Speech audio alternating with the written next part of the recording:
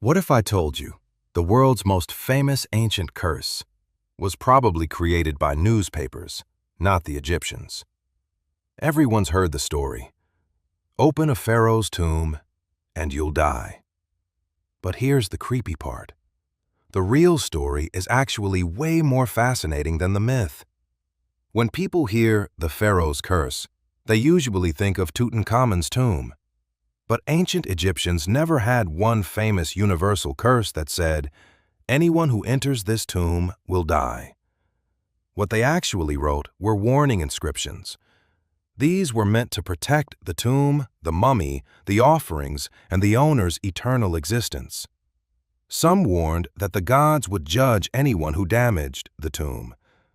Others threatened that the offender would lose their reputation, their inheritance, or even their place in the afterlife.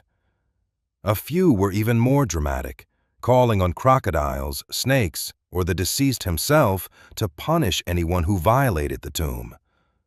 So, where did the famous curse come from? Everything changed in 1922 when Howard Carter discovered Tutankhamun's tomb.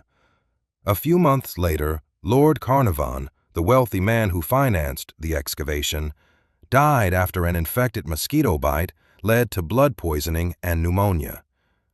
Medically, the cause of death was well understood, but newspapers saw a much better story. They linked his death to the tomb, invented mysterious curse quotes, and turned a tragic coincidence into a worldwide sensation.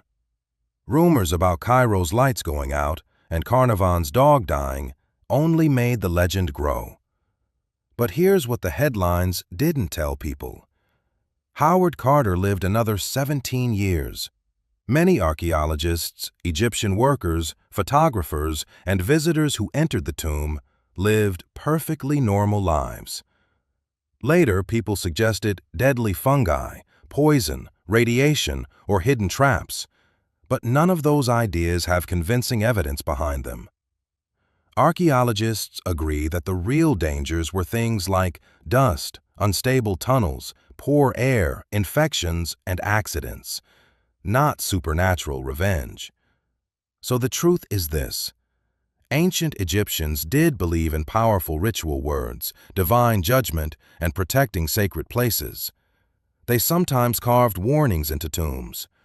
But the famous Pharaoh's curse was mostly a modern legend, born from ancient beliefs, sensational journalism, and the public's love of mystery.